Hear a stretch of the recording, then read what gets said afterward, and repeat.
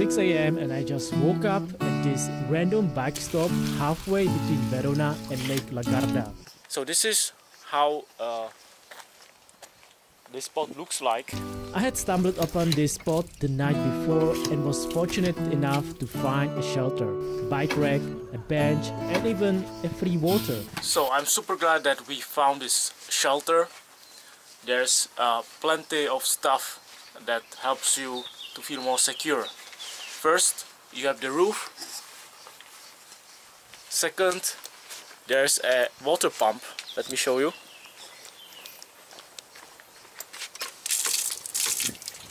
Unlimited source of water in case you are thirsty. And of course, you can lock your bike. Although the stop had everything I needed, I couldn't stay for long as the bike route started getting busy with morning cyclists. We are near the river, kind of. It's all fenced. It's really calm. So I picked up my stuff and decided to explore Lake Garda instead of returning back to Verona. My original plan was to take the train from Verona to Trieste and start the official Eurovelo 8 bike tour as soon as possible. But I would kick myself for not visiting Lake Garda while being so close. So the water flows from the lake to the city, to Verona. And we are going to check the lake out. I'm packed and ready to go. After a 25-kilometer ride, I finally arrived at the stunning Lake Garda, known for its crystal clear water and beautiful views.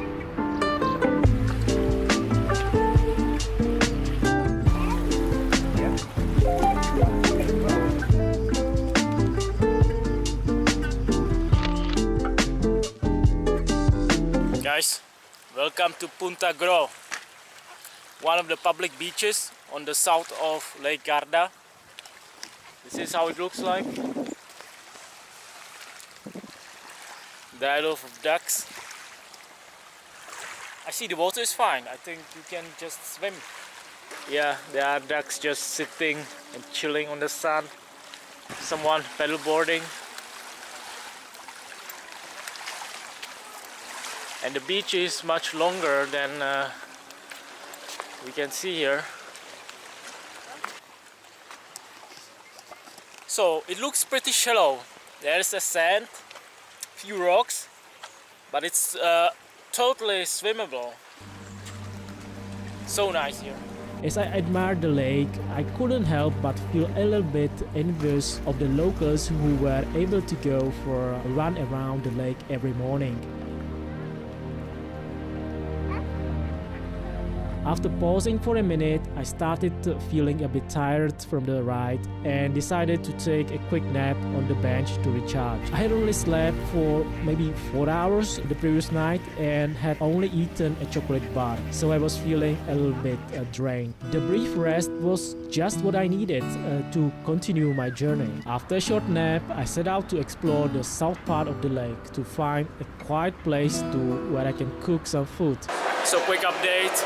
My plan, eating at the Lake Garda, failed because when I saw that the whole beach area is owned by those camps and it's not possible to just find a quiet place where you can just fire up your gas stove. I had no choice but to turn back. Rather than cycling the 30 km back to Verona, I remembered that I had an unlimited train ticket and decided to look for a nearby train station. I was able to find a train that connected to Verona, which saved me a lot of time and energy. So I hopped on my Brompton and pedaled fast to the train station at Peschiera. From there, I took a train to Verona. However, yeah, we missed our train to Venezia. The next one is the fast train that requires a seat reservation, so we have to wait like 40 minutes for the next regional train. To pass the time, I decided to test out my portable solar panel to see if it could help me charge my phone during my bike trip. So this is the first time I'm trying my new solar panel from Big Blue. I bought it on Amazon. It's 28 watts solar panel that should help me with filling up my power banks. So far it's sunny day in Verona and my solar generates 1.9 volts. I don't know if it's too much or not, but I will do more experiments during my trip. Now it's for filling up my anchor power core, and let's see how much juice it can fill in 10 minutes. However, after only 10 minutes, the results were inconclusive. I needed more time to fully test the solar panel's capabilities. Now we are waiting for train to Trieste, where we will start our Eurovelo cycle. We will cycle back to Venezia, hopefully in 2 days. Finally, my train arrived and I boarded, excited to visit Trieste again during the day.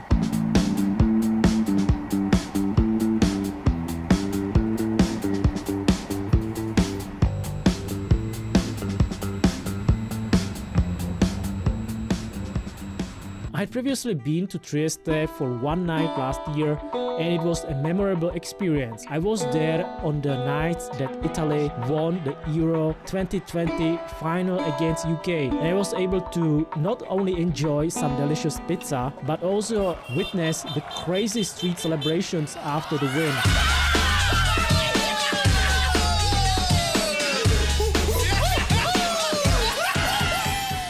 I was looking forward to seeing more of Trieste this time around. As I arrived in Trieste, I was hungry and decided to buy lunch at the local Spar market. I picked up some sausage, salad and some cheese and headed to the square in front of the train station to sit and eat. Okay guys, just freshen up a little bit after cheap lunch.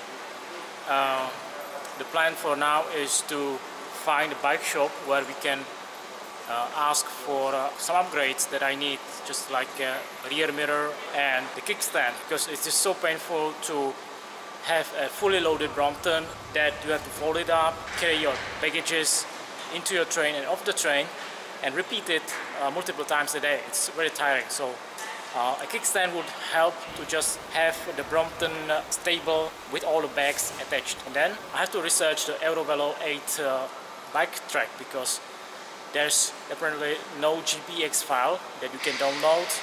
There's just general guidelines that there are signs along the road that marks that the road belongs to Eurovelo 8.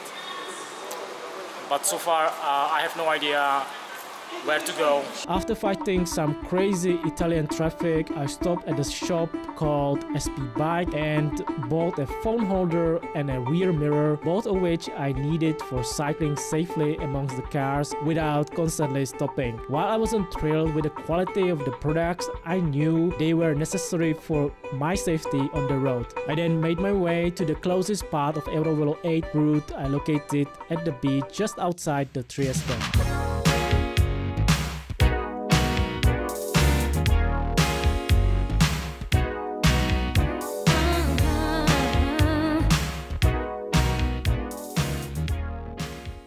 So as you can see at Trieste beach, it's all rock. There's no beach at all. Actually, you have to jump into the water, but it's quite a popular place to chill, right? People here just lay on the ground, play beach volleyball, or chat with each other. Guys, I don't know if you see it too, but it's burning on the top of the hill above Trieste. I'm right here on the beach and I'm looking at the top of the hill, and there's a huge fire and I heard some cracking sounds. I'm not sure what's going on, but let's hope it won't spread to the city. Might be pretty serious. Concerned about the fire on the hills, I continued further away from Trieste. It was a difficult 3 hours uphill ride with heavy traffic and with no safe place to stop. For the first time, I wish I had a regular touring bike with more gears and bigger wheels instead of my small folding bike with only 6 gears. However, there was no time to complain as I was running late and I needed to find a place to sleep. I made a frequent stop to catch the breath and tried to reach the top as quickly as possible. Once on the top, I began the downhill ride towards Monfalcone. Along the way, I noticed a crowded fruit stand and decided to take a stop and see what this was all about. At this place where they serve a whole melon, they have plenty of them, and it looks tasty. And since we have still 16 kilometers until the next waypoint, I think why not to stop, because the sun is already down, and let's take some refreshment. After eating some delicious melons, I quickly made my way to Monfalcone. It was already completely dark, so my next mission was to find a suitable spot for camping. Monfalcone is an industrial marine city with big, scary buildings that look like the headquarters of some villainous organizations. Again, I became desperate to find a safe spot while biking through the whole city. Fortunately, around midnight, I came across a quiet beach with no one inside. However, soon after, the beach became quite busy because of the large orange moon that was dominating the sky. I don't know if you can see it too. It's really dark here, but we are at the shore of the city. I forgot the name, but I just when I was scouting for a place to camp, I saw this view with a nice moon. It's huge orange moon that is going up. I never seen a moon so close to horizon. Wow, that's something.